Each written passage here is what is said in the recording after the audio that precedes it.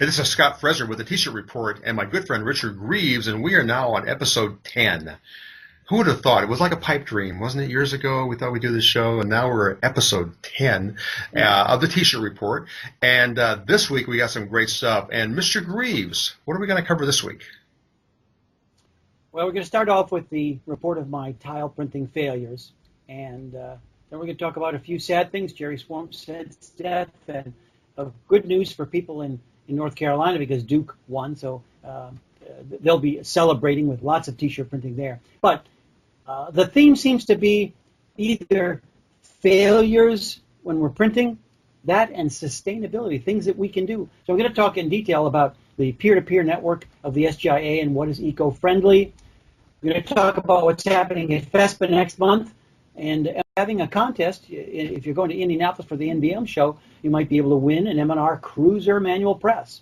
Scott, of course, is going to point out one way that you can make halftones without a rip. I believe that you should have a rip, but there are ways that you can make pretty good halftones without a rip. And then for my book club, we talk about Marshal Atkinsons' latest post on his webpage and the 2015 Impressions magazine from January. It's going to be a great show, so hang on, be a quick ride for you here. Breaking news, Richard Greaves is going to talk about the tile report. Tell me about those tiles from last week. Just a moment. My assistant, Maurice, will... Hello? Did I say the word failure in your notes that you sent me? There they are. Well, they look good to me. That's what they look like. Looks great. But I would never have gotten them done. I would never have gotten them done if I didn't have friends. My friends bailed me out. My friends helped me do it. Originally, it started out that my girlfriend asked me, hey, you should be able to do coasters, right? And to me, that means paperboard coasters. I can go to Michael's, buy Speedball ink, print them downstairs, a little setup I have for printing on hat box lids with water-based ink. No problem. But on my way to Atlantic City, I get the text, couldn't you do it on ceramic tiles? Sure. I'm Mr. Hotshot Screen Printer. I can do it all. So I said yes. And this is a theme throughout this entire netcast. I said yes, even though I knew I shouldn't, which is the Hershey bar rule. Do you know what the Hershey bar rule is? I have no idea. You know you're not supposed to put the Hershey bar in your pocket when you got a whole bunch of stuff to bring into the house. But you put the Hershey bar in your pocket anyway, even though you know you're not supposed to, because it'll just be for a minute. And then about 30 minutes later, you reach over for oh, shit. That's a technical term. Yeah. And the Hershey bars melted. You did it even though you knew you weren't supposed to do it because you thought you'd get away with it this time. So I said yes to tiles. So I talked to Carl Busey at NASDAR. He agreed with me that I'm going to need an epoxy ink. I've printed ADE NASDAR ink in the past. When I was at Lawson, I printed control panels. It wasn't that difficult to print. I printed things that dry in the screen. It's not that big a deal. I confirmed it with my good friend Bruce Ridge. And Bruce Ridge, you have to be pals with him, I guess.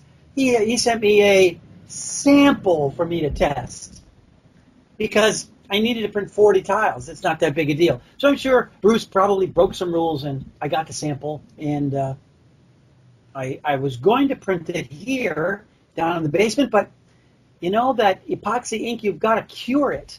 But that doesn't really mean curing. That means baking it for 10 minutes at 300 degrees. I kind of forgot about that. Well, and I've got 4 days before the event. No. So I thought, I'll go to Flying Colors.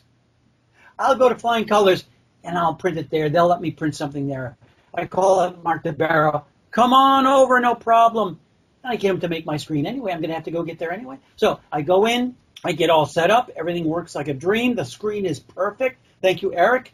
And I set it up. I get it up. And immediately the ink dries in the screen.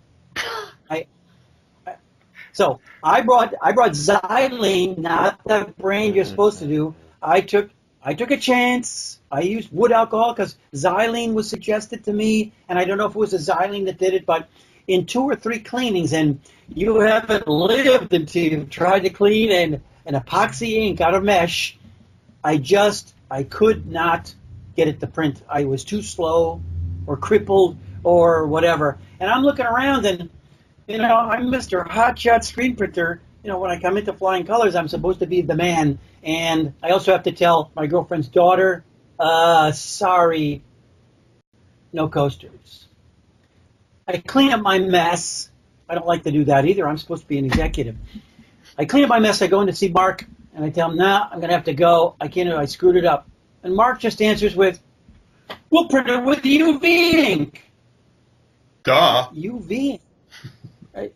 You've got UV ink. The glassware stuff that we print. And I went, oh, that's right. I remember I saw that. You could print UV ink. And so my world has gone from printing on coasters with speedball ink to now Mark DeBarrow's company is going to print the tiles for me with ultraviolet energy ink, but I have to come back tomorrow and pick them up because he took care of the whole job. I did bring in 3 dozen Krispy Kreme donuts as a little surprise. You have to do that stuff. I got to show my appreciation somehow because I went from I am going to have to explain this to everybody. I told a lot of people. I held up my hazardous safety stuff that came in. Yeah. I'm an expert at this. To now, my friend Mark DeBarrow took care of the whole thing. It's good to have friends. I go pick up the box. I don't even look in the box because I don't want to know. I don't want to know. I get to Jenny's house. We open it up, and they look good. Fantastic. Yeah. Oh, yeah. They are exactly what she wanted. They were a terrific gift for their Prohibition is Repealed party. You're a hero. You're a hero now. Thank you, Nasdar. Yes. Thank you, Bruce Ridge. Thank you, Mark DeBarrow. Thank you, Eric, the screen maker. Thank whoever. I don't even know who actually printed it. Thank the nice lady back in the glassware building because I'm sure that she had to take a mug or something and put the tile up against the mug because the UV lamps are on the sides. You can't just put it flat through the little tunnel. It's only for mug printing, but I went from the deepest dumps to, what? It's all going to be done for me? I just have to drive back? Well, you're an executive. You're an executive. End of story. I'm impressed. Thank you. But, it's interesting. All the people I talked to in the last 2 weeks, 3 people have come back to me and said, are you going to use this on your netcast? And this reminds me of when I had a regular column in Screen Printing or Printwear magazine because I asked questions, is this going to be in your column? Because they'd either want to be in my column or they wouldn't want to be. Yeah, how do you take that question? Is it right or wrong? I mean, do they want it or is it a secret? Well, let's say that there are undoubtedly things that I talked about in the last couple of days over at Flying Colors, and they wouldn't want those things repeated. Mm-hmm. Yeah. So I talked to a lot of people, and there are a lot of things that we don't want to repeat. And so I tell this story in saying, friends bailed me out. That's all I can say. Kudos to Flying Colors. Let's move on. All right. Let's move on. All right. Hey, in the industry news vein, I got an email blast, and I got a news release thing that Jerry Swarmstead had passed away over Easter. He actually had a massive heart attack a couple of days before Easter, and I think he passed on Easter possibly, which had the heart attack on Good Friday, and I guess he passed on. He was 80 years old, and the Swarmsteads, for those that don't know, were when I got in this business, I thought they were SGIA. I thought they were the same because Screen Printing Magazine and SGIA were so aligned, that I never quite knew in the beginning when I was young and naive. But the Swarmsteads, you had the whole dynasty of Swarmsteads between Dave. Okay. Dave and Jerry, who were the old guys. Jerry died, he was 80 when he died. The sons now, Wade and who else? Ted with 2 Ds. Ted with 2 Ds, yeah. And then who was the student competition named after? I'm having a mental block here that passed. Tomasz Fresener. Oh, that was not a Swarmstead. I was thinking he was a Swarmstead. Well, they were. You get the David Swarmstead, the guy that started it all. the Swarmstead Award is named after him. Right, and they were the sign of the times, and that was they were sign guys, as you and I talked earlier. But he passed away, and it's just kind of as we're all getting older, one of these, another old timer that many people would never know who they were at all, But they laid the groundwork for a lot of this stuff, I think. Well, they are the graphics magazine. They were the ones that started that with. Again, Sign of the Times was the big one. Then they branched off with Screen Printing Magazine. They also had a display magazine called Visual. No, the big. VSD. Was it the big Visual and Sign Display? Yeah, that's true. Well, the big picture came after I was working for Screen Printing. Steve Ducilli branched off and created their digital magazine. But they've been industry standards in the graphics magazine business. They've got several magazines, and all under the Sign of the Times. Now, ST Media, that's ST Publications that it used to be called. Now it's ST Media. And it's Sign Web and other things they've done. They actually bought the most of my books, How to Print T-shirts. I remember in my early days when I was poor, I couldn't wait for ST to order more books, and they would order like 500 at a time. Because they have a book division. Now they can't give books away. I can't give books away. But in the early days, ST were the book guys. They had every book that anybody published. If you published a book in this industry, it probably was being sold by ST. So anyway, book distribution is what they're really doing. Yeah. So they're good guys. They had an ad in the magazine every single month. Yeah. So anyway, so he passed away, and he was 80 years old. So, I live in Kentucky 6 months out of the year, and last weekend there was a lot of tears shed in Kentucky because Kentucky is known for round ball, basketball. And of course, and I'm trying to think of who they lost to, but I think it's somebody that you know. It would be Wisconsin, on Wisconsin, on Wisconsin. Oh, my God. How'd that happen anyway? I was born and raised in Milwaukee, Wisconsin, not Madison. Yeah, so the Milwaukee guys were probably printing a lot of shirts. The guys in Lexington, Kentucky, were probably going home early, And so anyway, so the company called Custom Screen in Charlotte, North Carolina, was a hot market printer for the Duke, who won the Final Four, or the finals with NCAA. In Wisconsin didn't win? No, I guess they choked. But so Duke was it. And, I've been involved on the periphery with hot market. They call it hot market printing or hot event printing. You've probably been involved in it, where you get contracted by Nike or by Reebok, and they say you got to print 20,000 shirts by morning or whatever, and you're sitting around with screens burned, screens set up, and you have to print the pre-shirts. This article that I'm showing right now talked about they had to FedEx the maybe we'll win shirts, that they give out to the team that won. Of course, those shirts sometimes are the loser shirts. Anyway, it's a big deal. And of course, this talked about they had to print 21,000 shirts. They had 80 employees come in, and it could be if their team didn't win, it's okay. Thanks for coming in for an hour to hang around, or we're going to have to work all night. So anyway, so that's a big deal. And I always tell my students that if you're on a local level and you've got your local high school team going to state or something, this hot printing doesn't have to be collegiate license stuff. It can be on a local level where you just jump in, you be aggressive, you go out there and make sure you're ready to print shirts, and you have them available the next day. And anybody can do this kind of stuff on a smaller level than 21,000 shirts. With 3 different people this week alone, I talked about sustainability, and I introduced the idea of their peer-to-peer network. I learned about it from Alan Howe. He's the one who actually told me about it when I talked about it with Mark DeBarrow. He signed up to be in the peer-to-peer network that the SGIA is running. I know Marshal Atkinson, who I'm going to talk about later, he's one of the big spearheads. He's the poster boy for sustainability with the SGIA and being certified as a sustainable green graphics printing company. And so I encourage everyone to follow the links that we'll have in the show notes and try and join up and see what you can do to get a better return on investment. Literally, these sustainability ideas pay for themselves, and it's good for the environment too. I encourage you to go to the SGIA and join up with their peer-to-peer group. You think it's the flavor of the month, or it's I'm just because I think some people jump on the bandwagon when it's the hot trendy thing. I'm assuming this is not trendy, but it seems, I think some people probably jump in thinking it's the cool thing to do, and they can advertise that we're a sustainable company and blah, blah, blah.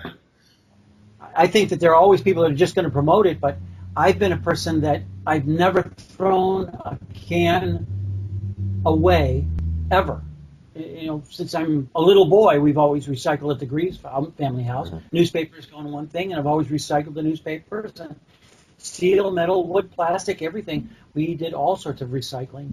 So I think it's in my blood. The idea of throwing a can, a Coca-Cola can, into the trash and letting the trash take care of it, that just goes against my grain. And there's a zillion other things you can do that doesn't create more waste. The reduction of waste is important. Plus, it's something that's run by Marcy Kinter.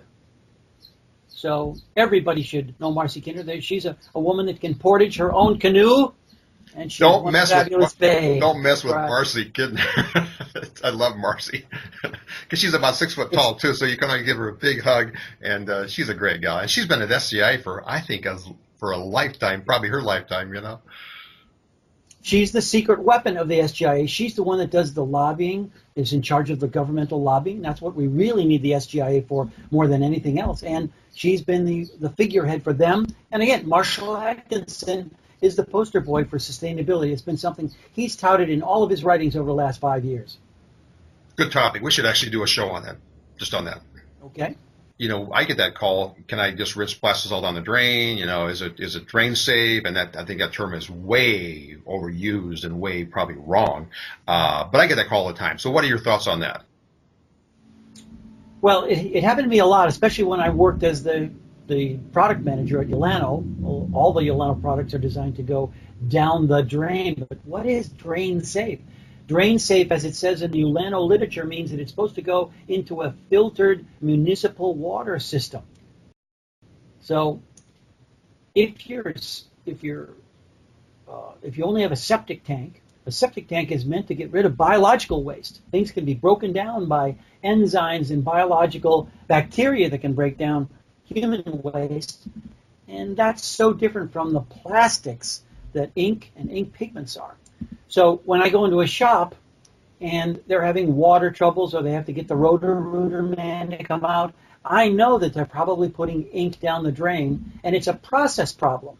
It's a process problem because I've never been a big believer in ink degradants. When we talked about water-based ink a few shows ago, when we talked about Permaset and David Stewart from Australia, the chemist, I just had a very short conversation with him about how it's an industrial product. I'm quoting him now. He said it's an industrial product, a commercial product, and it needs to be disposed of in an industrial or a commercial way. These products ink products, are not really designed to go down the drain. If they do, that's good, but we know how sticky and gooey that sludge is. Now, people are usually worried about stencils because they see them, and if they're coming off in chunks, it means you really didn't break them down completely. If you're just blasting them out with the Hydro Blaster or any high-pressure washer, we know that when Hydro Blaster came out with their system, they had a system of water filtering also, with a movable paper filter that went from one roll to another, and when it got soiled with all the stencil materials you're putting in. I know that when I was at Lawson, I worked on helping them develop several screening of water systems. When I worked in Florida with Harlequin Nature Graphics back in the early 80s, we created a water recycling system. I've written probably 2 or 3 articles about water. If this is something that interests you, I'll put lots of things in the show notes, but contact me. I'd love to discuss this because this is one sustainability thing that I've paid a lot of attention to for a long time. In the show notes, I'm going to put a link to the T-shirt forum where I had a long discussion where eco-friendly was debated. Someone asked the question, what is an eco-friendly ink? And I stood up, I put my name out there, and I made fun of the whole idea of eco-friendly. Now, this seemed to upset a lot of people, and they were quite verbal or written when they would write back to me, because what they wanted was a yes or no answer. Can I? And this is always scary. Scott, you answer a lot of questions. I know I do. And I can hear when they ask a question, can I always pour ink down the drain? And when you hear that word always, or is it okay? These are all moral questions as much as anything else. There's the law, there's morality, there's your personal beliefs, and then, of course, as you mentioned just a few minutes ago, there's the, we're a sustainability company. We're an eco-friendly company. If you just Google the words eco-friendly, and I did it in my own private database where I keep all my notes from the last 30 years, eco-friendly comes up all the time, and everybody's saying how they're eco-friendly, but they're not saying exactly how they're eco-friendly. So to me, it's more hype than anything else. I do not believe that industrial chemicals should go into our water system. The only people that can give you permission to do that would be your local water filtration plant. I wrote an article that I wrote, I think maybe in 1888, called Water in Screen Printing Magazine, in which I literally had a letter from the Portland, Oregon water filtration company that said that the guys that I was working with there, yes, they could pour whatever they wanted. They tested their water all the time. I worked at Yolanda for 5 years, and there in the city of New York, the water testing people came every month. What do you mean every month? Every month the water at Yolanda was tested. Now, one of the big problems at Yolanda, which nobody's going to have a problem with, is that they fill up gallon buckets with 60% water and put in the other Yolanda chemicals to make stencils, and then they leave the building. And the city of New York charges you. If you have 60 gallons of water in, they charge you for 60 gallons of water out. And it took a long time before Yolanda could get a waiver because they're using that water as part of their product, and it took a lot of testing and stuff like that. But Yolanda is also known for the awards that they'd won under Max Cohen's tutelage. That he was the one that handled all the administration with the city of New York and the state of New York. And we had 2 or 3 awards from the state of New York for our water safety. I say our, I'm not with Yolanda anymore, but when I worked there, I was very proud of their water record. But do you think, maybe I'm wrong, but a lot of times you'll read on a label that'll say, because you're talking industrial, not consumer stuff, it says to be disposed of in the proper manner, very vague terms. Check with your local municipality, blah, blah, blah. To me, it's not a cop-out, but it's like they're kind of saying, it's your goop now. Deal with it. Mr. Small, not a industrial chemist, screen printer. You know what I mean? I always thought that there should have been more meat to here's what you do as opposed to check with your local municipality. Because my guess is, now maybe I'm wrong, my guess is if you talk to some local municipalities and you say, here's the MSDS of this goop I'm going to put down the drain, they're going to go, no friggin' way, And so I'm just kind of, I always thought it was like I think I used the term a long time ago with you personally, but it was called the digital lie, where you don't talk about what goes in the waste tank of an inkjet printer. That's the digital lie. I always thought that this was always swept under the rug a little bit as to what you're supposed to do with this stuff. How many times have you seen people on forums say, what do I do with the plastisol in the can? Can I throw the can away? And what responses do you get? Oh, you can microwave it, you can put it on rags and leave it out. I mean, there's never this, and I know you said maybe there's not an answer, like a yes or a no, but I always thought that there should be a little more direction in that area. Well, we can certainly tell people what they can do, and that's what, in one factory that I was there, we bought a $10 stove at an auction. There was a range plug right in the factory, and we bought deep pan, those inexpensive tins that you buy for catering, so they were about that thick. And when we would clean the sludge out of the Safety Clean sink bucket, we would filter it, meaning we would try and get off as much of the liquid as possible because that was the valuable stuff. We'd put it in the pan, and then we'd bake it for 1 hour at 350 degrees, and it would come out the world's largest hockey puck. And we checked with the city of Phoenixville, could this go into their dump? And once it was cured, they had no troubles with it. I think once it's a solid, liquid. Once it's a solid, then there, so. I think it's interesting. I mean, maybe you've written about it and I haven't seen it, but this seems to me like it's an area that's very gray, and I think most screeners will scrape the excess ink out of the container, throw it in the garbage can, and call it a day. I want to still say this is a morality problem. Oh, I think you're right. And that if you throw a beer can out the window of your car while you're driving, that the bums need that 10 cents. If you live in Michigan, we pay 10 cents for that can. Somebody else will clean it up. That's just poor citizenship. And again, I encourage people to join the peer-to-peer network of the SGIA Yeah. and get involved. It really shouldn't be. It really should. You should be worried and concentrated and start to recycle your stuff. I've got pictures that I can show you right now. In fact, put it up right now. Of when I was in Colombia, everywhere that I went in Colombia, they had 3 containers. Every school, every place, and this is Colombia. I don't want to call them a backward country, but they're certainly not the city of New York. Everywhere that I went in Bogota and in Medellin, they had all sorts of recycling schemes that, you go to an airport now, you see recycling is planned. So let's get on the bandwagon. I encourage everybody to do a better job. And in Colombia, next to the recycling was the kid with a machine gun.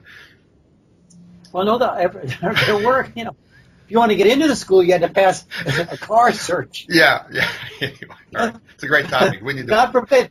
God forbid if you would, hey, you threw that can there, buddy? Yeah. Careful, put that can in the right. Yeah. Yes, sir. We'll have to visit this topic. Good topic. You don't argue with people in Colombia. Yeah. I got a call the other day, and I get these calls on a regular basis. Can I convert a file to halftone dots in Photoshop without a rip? And we've talked about that by a rip, but that's a different topic entirely. But I get that on a pretty regular basis. And so Photoshop has a feature in it where you can go to image file, image bitmap, and convert a file to halftone dots. It's real simple, but people come back and they say, well, but the halftone is ratty. A rip, raster image processor, makes an image of a file that's a pixel image, but it upsamples it to a higher resolution. So I did a quick tips video. I was doing some quick tips videos where my goal is to keep in less than 5 minutes. I did a quick tips video. I'll put a link on it right here that tells you how to do it. It's no big deal, but the secret is upsampling the file first to very high resolution, 1440 dpi. That makes for a big file. Then convert to halftone dots. Now you're doing the same exact thing that a rip does. So I'll put that up there right now. So yes, you can convert a file to halftone dots in Photoshop, but you got to upsample it first.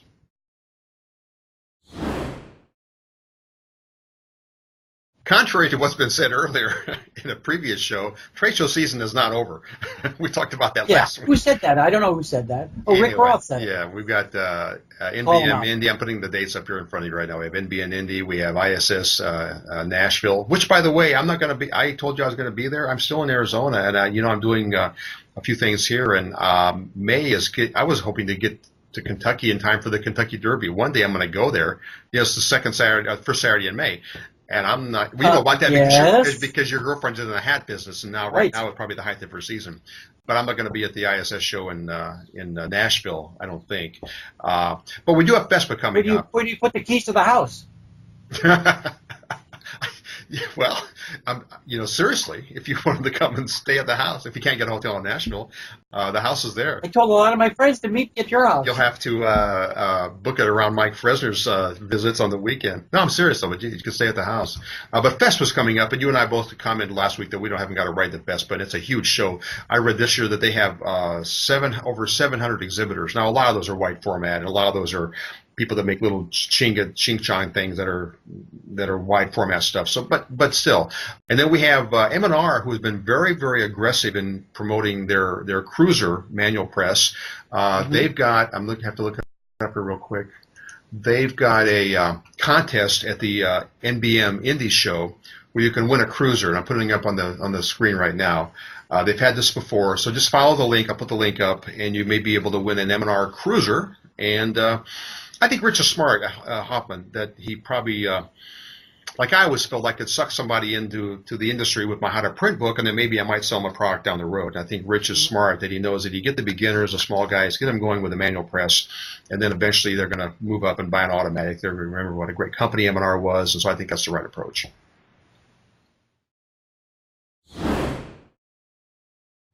Okay, we've been here before, but I came home yesterday from Home Depot. My favorite place. I ranted last week. I was up there yesterday. Again, had some paint in my cart. Sunday morning at 10:30 a.m. when Home Depot in my area is what? It's packed. It's going to be 85 degrees out. Everybody is doing their stuff. There's people everywhere in the store. There's guys in orange aprons everywhere. Can I help you? And I go to check out, and there's, again, a line at self-serve and one nice lady named Judy at the other end, by the contractor's end, checking and a line there. And I bitched to her. I said, Judy, I love you. You're the one. You're always here checking. I says, but where are the? Oh, they've been calling for checkers all morning. I said, but they're not here, and it's Sunday morning, and I'm going to go to Lowe's next time. Anyway, this was just a quick rant. It's time for Richard Greaves Book Club. What are we reading this week? Now, the theme this week seems to be, other than bitching and moaning, as we always do, mistakes and things like that. So what are you reading this week? Marshal Atkinson, who worked at Visual Impressions in Milwaukee, Wisconsin, my old town. He writes a regular once-a-week blog, and this one that he just published this weekend is the best that he's done in an awful long time. It's an amusing, that's because it's so painful. Men don't like to cry in public, so it's easier to laugh, and so he's hit the nail right on the head. If you were to have dinner with us and maybe 10 of our friends, as we do when we're at those trade shows, Scott, you know that we'd be talking about the customers that we had to deal with this week. So for Mark DeBarrow, he's talking about the guy who came in and tried to print his own tiles. But Marshall Atkinson has a blog. Marshall Atkinson has a blog, the AtkinsonShirt.com. I've got the link will be here in the show notes. And this one's called, an odd title, Save Yourself from Yourself Policies. And he lists about 10 examples of the customers from hell. Now, almost always, when we used to get together at trade shows, it'd be you, Spider, Mr. Kudre, me, and somebody from the audience would say, you know, when somebody calls up and they say they've got the $100,000, $1 million job and they just need a couple of samples, when has that ever come true? And we were all, I remember we did this once at a panel. It never happens. When you smell that, when you hear them, you get that smell of sulfur that is the bourgeois. Now, a long time ago, Marshall, not a long time ago, a few months ago, Marshall also wrote a blog called Pants on Fire, which is about the lies that customers tell you. So either Marshall is channeling his youth from Florida, or he's got terrible customers up there in Milwaukee, but he's got funny things that everybody that's running a shop should go to Marshall's site, download, and pass it around, and then use it as a case study, because there's 10 examples, and are you ready when this customer shows up and asks for these things or wants to do these things to you? So forewarned is forearmed.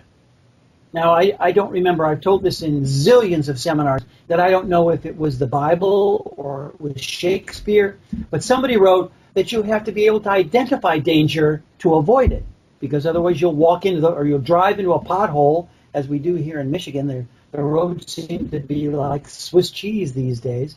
But the idea of situational awareness, that making everybody aware, so when we hear it, I was always amazed when the Landisman brothers would tell me, oh, no, we're not taking that job. Look, it sounds like a good thing. I don't even remember what it was, but they had 40 years of experience in the business, and they could smell the guys. They said, well, just because he's from New Jersey doesn't mean we have to get all the money up front. And they, yes, he's from the zip codes that we've seen in the past. The Gulf Coast of Florida. Forget it. No credit. No credit. That's funny. That's so good. That's so good.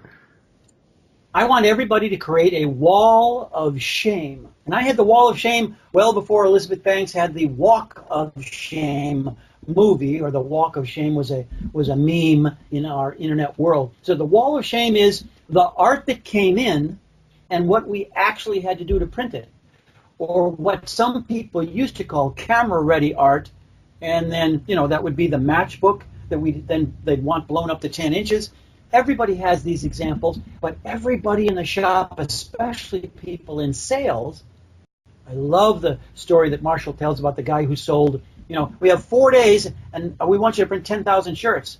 And I'm sure that Marshall pulled the salesman into his office, closed the door, rolled the shades down, and said, do you know how many shirts we can print a day? And you've now sold what we cannot produce. Or do you know whether we're booked out 11 days? Or, whatever. We've all had this discussion with a salesman who's overbooked or just didn't take the time to call. You can do that, can't you? Can't you just do that? Marshall has the same idea that I've used many times. Yes, and you'll be coming in on the weekend to help us print it. Right. That's good. Read Marshal Atkinsons' Pants on Fire. There's a link actually in this particular article. I want you to print it out, and I want you to use it as a text for study in the next 2 months in your shop. Also, I got other magazines that I should have read before. During the winter, I did not read this magazine, Impressions from January. When I was looking up my impressions things for last week's show, I noticed this article about halftones, and it was James Ortolani. And I read it on the internet. You know, Impressions now puts their columns there, and I'm reading through because I'm interested in halftones. And there he says, Richard Greaves and Mark Coudray, who've been experts in halftone printing, and I read, and I'm in rapture. Did he quote you correctly? I was just amazed, and I'm talking to myself as I mumble to myself, and I'm reading it upstairs in the living area that we have upstairs here. And Gina says, "What's going on?" It says, "James Ortolani must have come to something that Coudray and I did. He's quoted me perfectly." And she says, "Ortolani? The guy from Kansas?" "Yes." She says, "Didn't you write something for him in December? Because I guess that I told her that I couldn't do some errors or something because I had to write something from Ortolani." And I went, "Oh, yeah." Then it turned out that in December, James had asked me for some quotes on halftone stuff. And so that's why You're slipping, buddy. So I can't be trusted to remember anything anymore. Thank you, James, for putting my name ahead of Mr. Coudray's. I felt very proud.